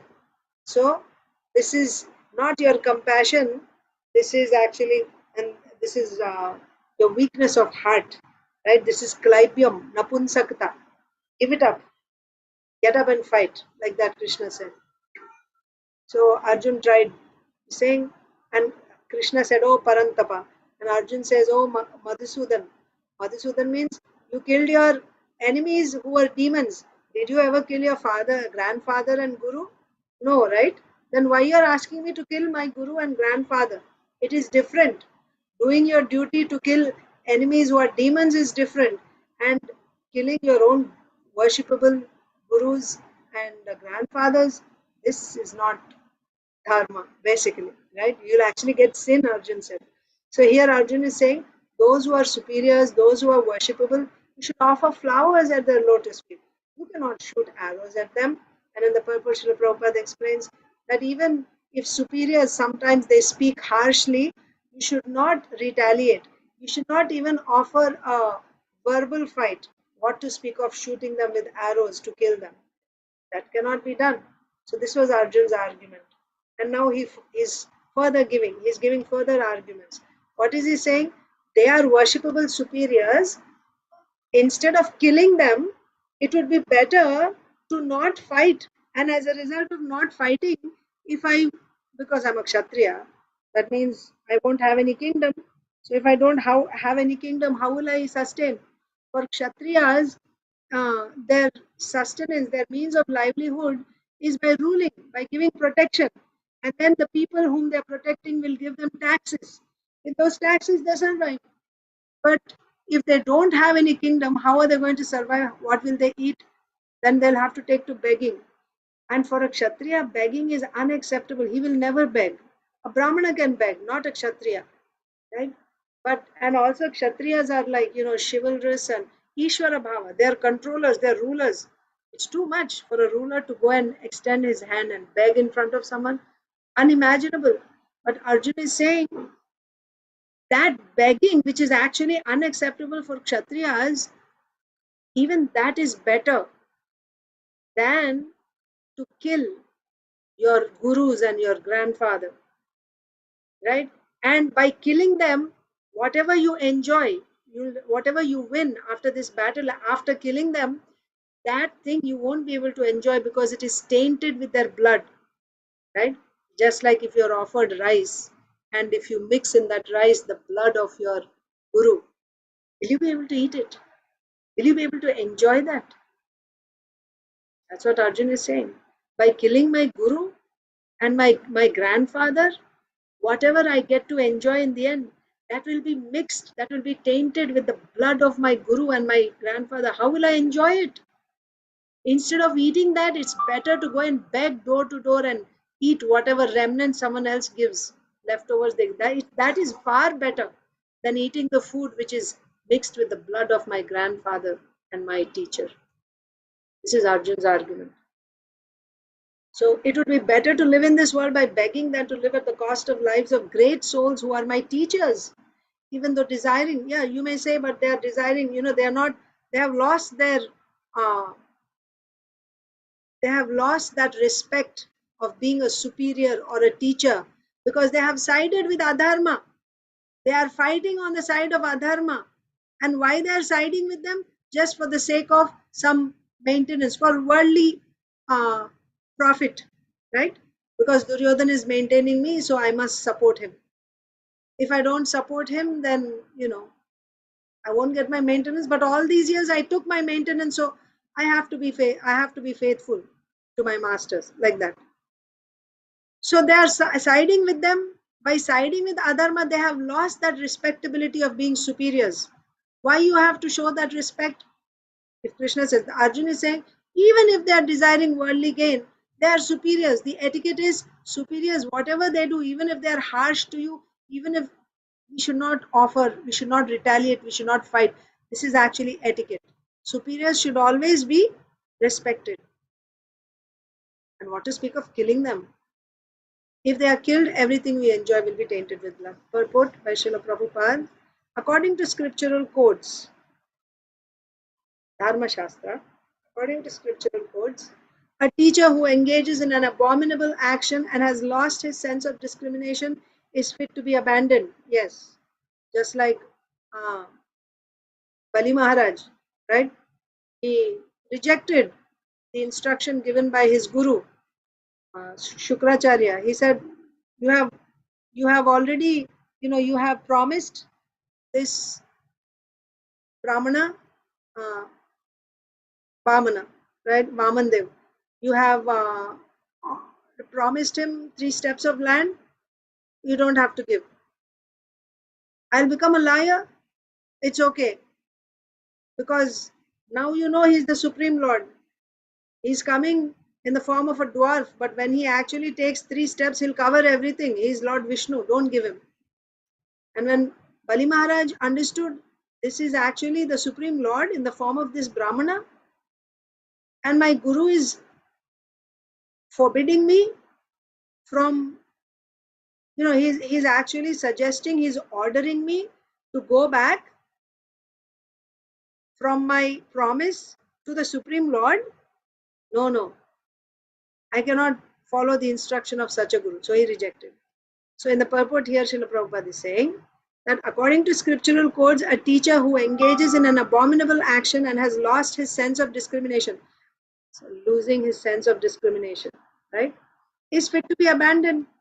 Bhishma and Drona were obliged to take the side of Duryodhana because of his financial assistance, although they should not have accepted such a position simply on financial considerations.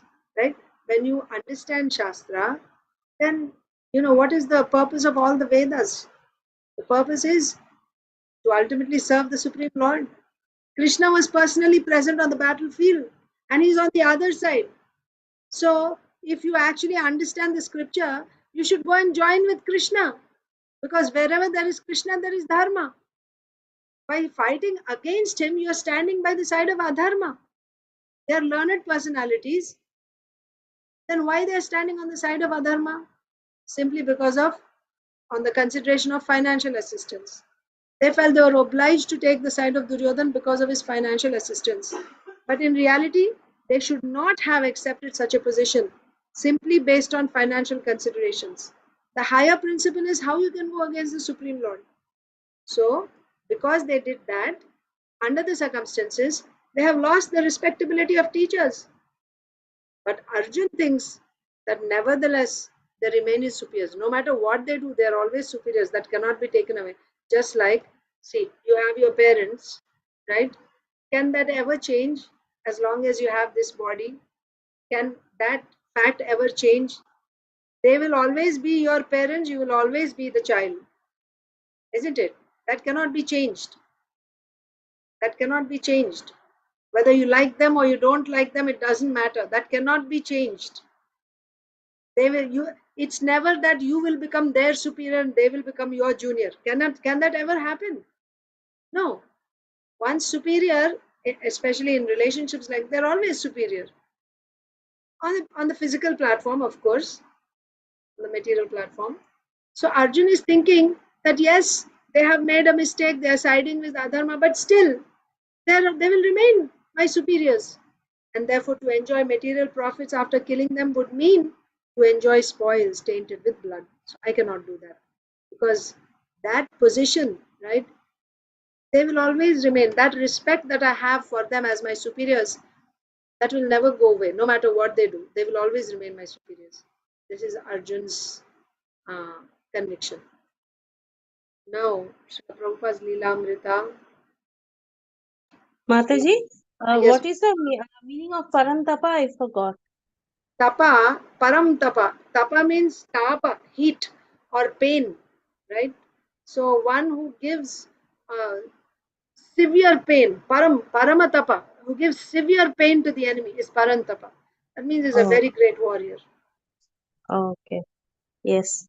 Another thing, Mataji, I was thinking whether am I thinking correctly or not, that because Krishna, because of Krishna's order, they killed everyone and only just a few immediate family was alive. So they had that feeling of virakti, the renunciation, the Pandavas. I'm thinking, I'm speculating. I don't know I'm thinking correctly or not. When So was when this? You're talking about after the Battle of Kurukshetra? after the battle of Kurukshetra, Okay. because they did not have any, because when you don't have anyone left, you don't have any desire for pleasure, because then you just do your duty. And that's what Krishna was saying, that it's not for your pleasure, it's for your duty, which you have to do the battle because I'm telling you to do. And that's why when people have this virakti in their life, they don't have any pleasure, any desire to enjoy life, then they can go back to Godhead, because ultimately that's the feeling which everyone should have. If they are having much fun and enjoyment in their life, they won't uh, be able to renounce everything and go because they're having too much pleasure. Am I right or not? Not exactly like that, Mataji. Now, Krishna said that.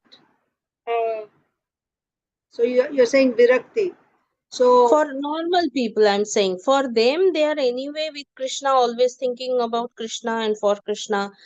For normal people, if they are having too much pleasure, if they are enjoying their life, so it's very difficult for them to go back to Godhead. Whereas if they have that renunciation can only no, come Mataji, when you cannot go to Godhead with renunciation. No. So the point is, first of all, you have to understand. Yeah. So one point is it's already going to be 6 o'clock here. That means you're. So if anyone needs to go, don't feel obliged. But I will answer Mataji's question. Okay. Um, um, so first of all, you're saying when someone is enjoying in this world, for him it is difficult to go back to Godhead. So the question is, why is he enjoying, or how is he able to enjoy? He's able to enjoy because he's thinking he's this body.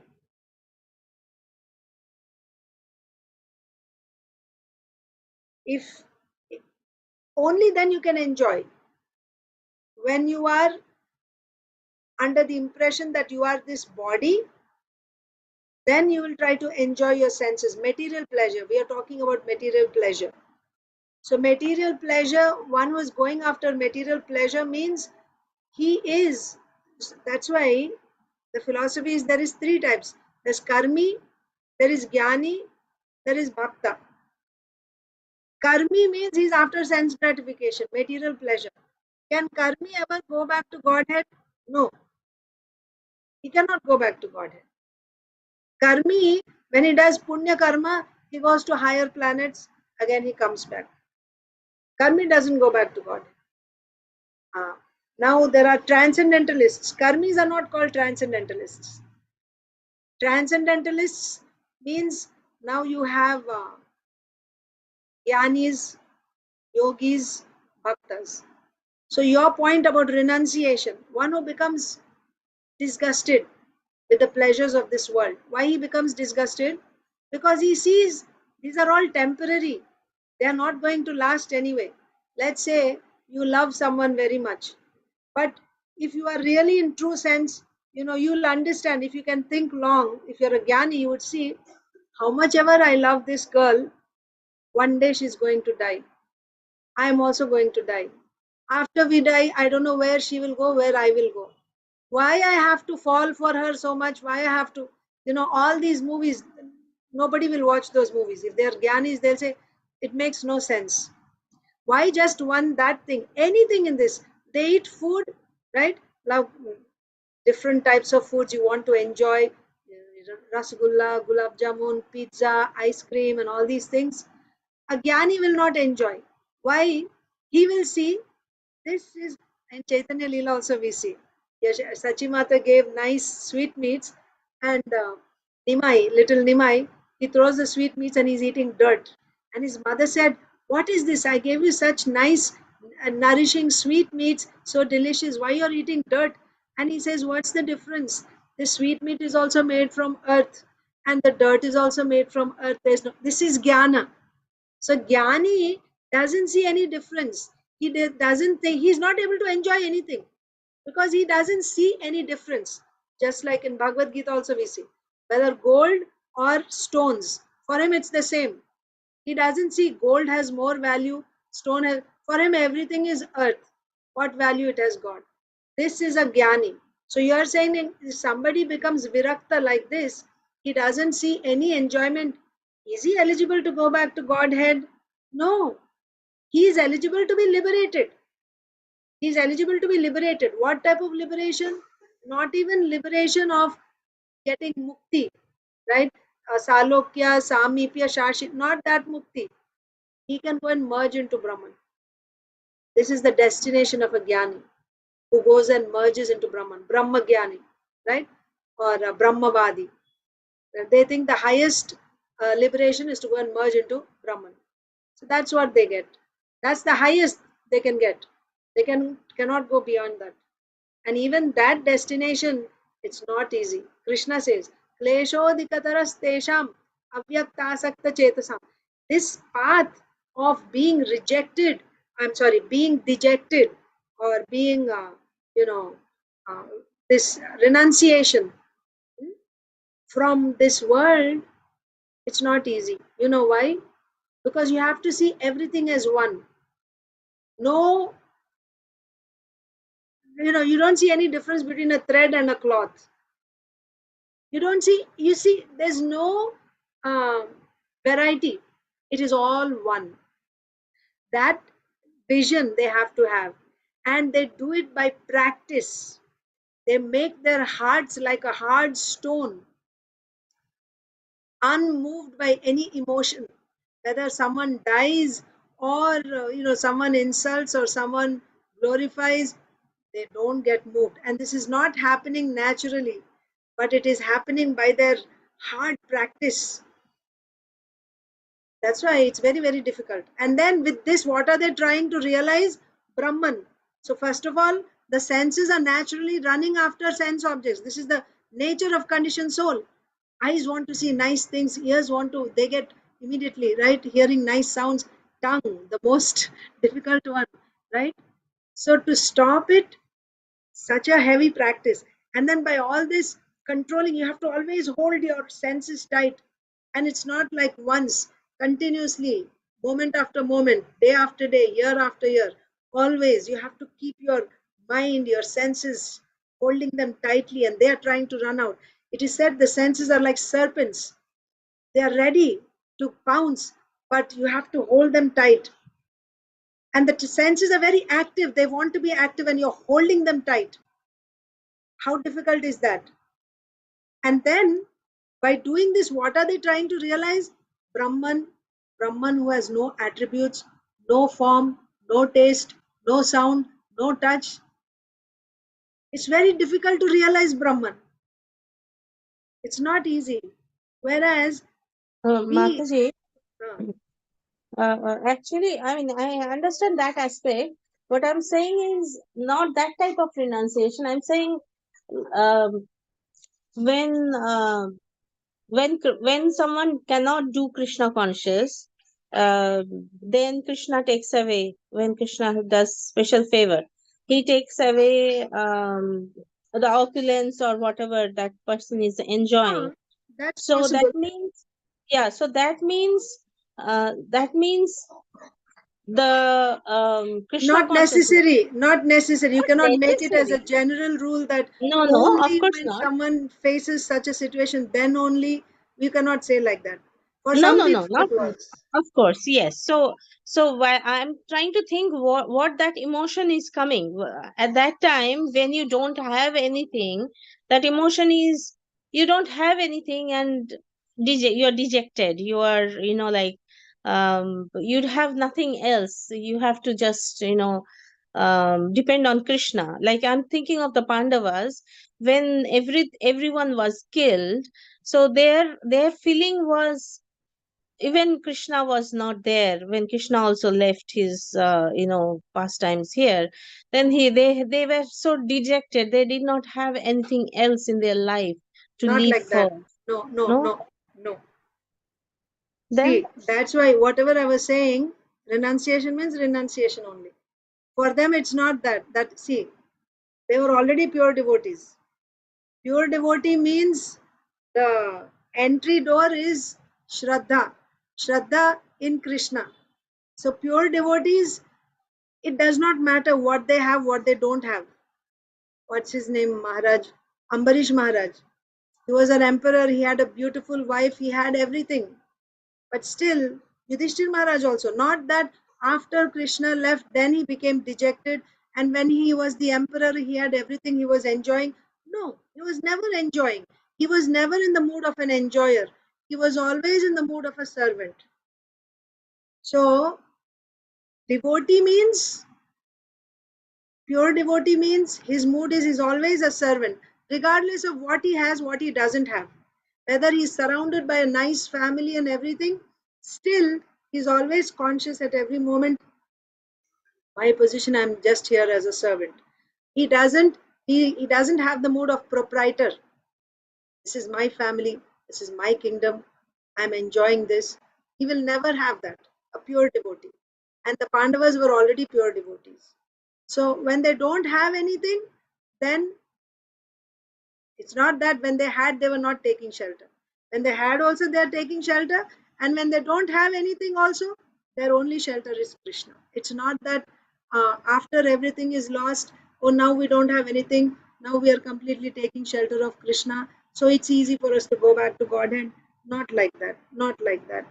Sometimes it may appear like that to outsiders, but actually in the heart of a pure devotee, that's why that definition, remember, pure devotional service means continuously they're doing devotional service non-stop. So their consciousness cannot come down from that platform.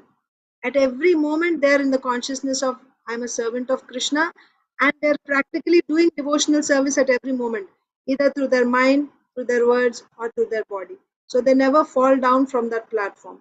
And the Pandavas were pure devotees. So if you're giving the example of the Pandavas, it's not applicable to them. So if you're asking about us, when Krishna takes away everything, yes, sometimes Krishna says, I take everything. When I become especially favorable to some devotees, and this is not for all, because not everyone, when everything is taken away, you will see in your life also.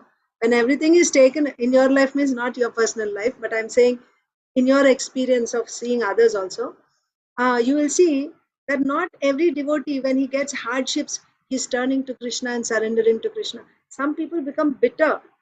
I've been practicing Krishna consciousness, I've been doing all this, and now everything is being taken away. So they leave Krishna consciousness. So many examples we have. They leave Krishna consciousness. They come with some expectation, because not everyone is a pure devotee, hardly anyone. Very rare. Being a pure devotee is very rare, right? So when you get some difficulty, like very severe difficulty, then you will think, oh, Krishna is not helping. And what is the use? Let me go to some other religion where you can get results quickly. They go. Some people do that. So when difficulties come, then you can go to Krishna. It can be an impetus for some, and that Krishna, like an expert doctor, he knows where to apply that formula for whom it works. But yeah, in general, we can say that when we are very comfortable in this world, then uh, out of his special causeless mercy to make us more serious in Krishna consciousness, Krishna can take out all the things which we are enjoying in this world, and then we become like, oh, I was working so hard for my family and for this and that. Nobody's there. What's the use? All this is futile. If only I had worked for Krishna all these years. Now let me just turn to Krishna. So you get that intelligence and you turn to Krishna. So yes, that works. But it's not that that cannot be applied to pure devotees. That cannot be applied. That before they had that, sometimes it may appear like that externally, right? Those who are eternal associates of Krishna, when they come to this world, like Arjun, it appears to us that Arjuna is in moha, right? He is in illusion, and he is in shoka, right? Shoka means lamentation and illusion. How can a pure devotee be in lamentation? Not possible. But still he is, means there's some, Krishna is playing that. But actually, can pure devotees, uh, you know, does it apply to them that when everything is taken away, then they turn to Krishna? No, they're always turned No, towards they me. are already. So that feeling is not renunciation feeling. That just before, when like when they say no, let me turn to Krishna. He is the only person I have to serve. So then, because that person gives up everything, right, and then turns to Krishna. So That's good. That's good. that's renunciation, right? So why are we saying renunciation is only for bhakti, only for transcendentalism? Because that feeling has to come to even surrender fully to Krishna. We have to renounce everything to surrender to Krishna, right? What do you have to renounce? You have to renounce that attachment. You don't have to renounce the thing itself. Not required. No, yes. So that feeling itself, Attachment. that Attachment. attachment, yes, Yes. Yes. attachment towards everything. That's what I'm thinking. I mean, that's what I was telling you about Pandavas also, which I was feeling, that because they did not have any more attachment left, because they loved But their they kids. never had attachment before. That's my point. Your devotees will never have. Yes. Anyabhilashita shunyam. Yes, of course. I mean, they are not even comparable. I mean, that's a wrong, I've selected wrong people to discuss this, but because we were discussing now that Arjuna is saying that, how can I kill my, elders and all those things. So that means some sort of, He's attachment showing or. the attachment. Yeah. In this case, because of that illusion, now he's feeling that attachment. Yes. So that's what I'm saying. So when they give up everything, I mean, superficially for us only, because I know they are always detached, but I'm saying superficially for us, how we are seeing is that after he surrendered to Krishna, he renounced all those attachments. He gave away everything, and of course, How did he exhibit that renunciation? How did he actually practically show that renunciation? he said yes. He said that yes, I will follow you, and then he fought. That's the point. That's the point. So when you say renunciation means you accept what Krishna is asking you to do. That is renunciation. So if Krishna is saying Patram Pushpam Phalam Toyam, like follow the 4 regulative principles, chant 16 rounds, you can say that is renunciation, because your mind may be saying, I still like to eat this or that. But because Krishna says I won't eat, you can say that is renunciation. So renunciation means what in bhakti? You accept what Krishna is saying, and then when you accept what Krishna is saying, that is renunciation. In Yes. Arjun's case, Krishna said, you fight. He accepted that against his attachments. When Krishna said something, I will follow what Krishna said. Karishye vachanam tava. I will do what you ask me to say. That is bhakti. Yes. So from that renunciation has to come before you go to full bhakti, because ultimately renunciation of the attachment, not the things. I'm not saying No, about the things. no. You cannot connect that also. Again, I won't go into the details of the Jnana path, but in Jnana path, that is a requirement. You have to be renounced before you can actually enter into Jnana path. That is the basic requirement for Jnanis. But for Yes. Bhakti, first you have to be renounced, then you will start Bhakti. No. You only have to have faith that simply if I do Krishna consciousness, all perfection will come. You may still have attachments in your heart. You may have attachment for your wife, for your children, for your husband, for your parents, for your world. You may have all these attachments. But you have full conviction that if I simply surrender to Krishna, all my attachments will go away. My path will be, I don't have to worry. If I have to simply follow what Krishna says, you can enter into bhakti.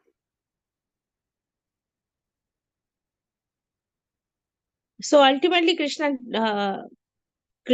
favors By that that person. bhakti, when you enter into bhakti, by that bhakti, the attachments will go away. Not Okay, that so first that is attachments required go. anyway. Yeah, Yeah. yeah, of course. By anartha nivritti means what? Anartha nivritti means everything unwanted, whether attachment or whatever, everything will be cleared. But that does not mean externally you leave everyone. It's No, all no, of a course not. matter of consciousness. So you'll be still living with your family, with your community, but in your heart, you see things. That's why I said you see things in the proper perspective. You will not see, that bodily consciousness will be not there. You will see Krishna as the center. Everyone is part. In relation to Krishna, you will see your family members, your everyone, all other people. You will see in relation to Krishna, and your dealings with them will be like that. And it's not that you'll become dry now because, oh, this is just no. Like our spiritual masters, how much affection they feel for all of us. It's not artificial, it is not unreal. They actually feel, in fact, their love is real love, more love than what we have for our children, because our love is, it's covered by that material film, right? I love them because they are my children. I don't think I would love someone else's children as much as I love my children. Why? Because I'm still on that bodily concept. But the devotees, pure devotees, when they love others, they love them because they are parts and parcels of Krishna. So love will be there, affection will be there. When you're a pure devotee, it will be there. But that idea that this is mine and I am the enjoyer, that will not be there. That will not be there. So how that will come, that renunciation? First I have to lose everything and then I will come to that? Not necessary. All you have to do is you have to take to the path. You start chanting Hare Krishna, and for you to do that you have to have some shraddha, right? And you have to build on that more and more. If I simply do this, everything else will come, and whatever else that, like push on the sankirtan movement, like that. So you do more and more devotional service as your shraddha increases. By that detachment, what's that verse? Vasudeve Bhagavati Bhakti Yoga Prayojita. Janayati ashu vairagyam jnanam cha yad ahaitukam. Vairagyam means virakti, renunciation, and jnanam means knowledge. They simply come as byproducts when you do Vasudeve Bhagavati Bhakti Yoga. So when you do bhakti, this renunciation and knowledge will come as byproducts. Not that first you are renounced, then bhakti will happen. No. Okay, Mataji?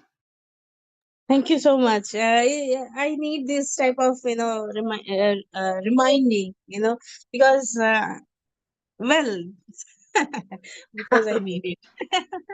Mataji, one more thing. I have observed two types of people. When they become old, they develop two type of attitude. One is either they will have that sense desire, and then that will not be fulfilled, and they will still keep on hankering. Another, I have think that because they cannot enjoy anymore, they have that feeling of this thing, False virakti. renunciation. Grapes are Yeah, sour. virakti. It's like, this is horrible. I don't like this life anymore. So, what is the destination for these two people? Attachment and detachment are two sides of the same coin. They have to come back to this world. Same thing, right? Yeah. The only way out is bhakti. That affection for whatever sense enjoyment we have, that has to be diverted to Krishna. That's our practice throughout. Whatever, like if I have an attachment for wearing nice clothes, instead of buying nice clothes and decorating my body, I should buy nice clothes for Krishna and decorate him nicely. This is changing that attachment. Now I have some attachment for you know my children or my husband. Now I have to change that to Krishna's parts and parcels, render devotional service, like that. So otherwise, unless you do bhakti, and all this will actually develop, you don't have to separately do that. By this process of, the process that's given to us, if we follow that sincerely, especially the chanting, very nicely, attentively, if we do, everything else will follow. It will come. Uh, but if you don't do this, uh, whether someone is, it looks like temporarily, this renunciation is temporary, after some time you get bored of that renunciation and then you'll come back. Bhoga tyaga, we saw in Nectar of Devotion, right? This is material nature, right? You become bored of enjoyment. After too much enjoyment you get bored, and now for a change you want uh, renunciation, so you leave everything. Then after some time you get bored of renunciation, once again your mind goes after sense gratification. So this goes like a pendulum, it goes back and forth. That means you're still here only, material world only. You're not going to go anywhere. That renunciation is not going to help. Thank you, Mataji. Hare Krishna. Hare Krishna. Okay, so let me read Srila Prabhupada's Leelamrita, one paragraph, okay, please. All right, so this is the last paragraph of Srila Prabhupada's lecture. I'll just read this one. And Lord Chaitanya has made acting on the platform of consciousness very easy. Just as there are some note makers of school books, easy study, or what you call guides, right? You have a textbook and you have a guide how to understand the textbook. Just as there are some note makers of school books, easy study. So Lord Chaitanya has recommended that you be engaged in whatever occupation, but just hear about Krishna. This is like that. Just hear about Krishna. Continue to hear the Bhagavad Gita and chant Hare Krishna. It is for this that we are trying to organize this institution. So you have come, and whatever work you do, it does not matter. Everything will be adjusted by and by. So that doesn't mean when Srila Prabhupada is saying that whatever work you do, that is pure devotional service. Srila Prabhupada is not saying that. But when you start, it's okay. Don't worry about what you can continue what work you're doing. But you have to chant Hare Krishna and hear Bhagavad Gita. Continue to hear. And by doing this, what will happen? By and by, everything will be adjusted as our mind becomes clear simply by hearing. If you continue this process, chanting the Krishna name, you will practically see how much your heart is becoming clear and how much you're making progress towards spiritual realization, the real identity of pure consciousness. So we will stop there today. Srila Prabhupada ki jai, Grantaraj Srimad Bhagavatam ki jai, Srimad Bhagavad Gita as it is ki jai, Samaveta Gaur Bhakta Vrinda ki jai. Hare Krishna. All of you have a wonderful day in Krishna consciousness. Thank you, Mataji. Hare Krishna.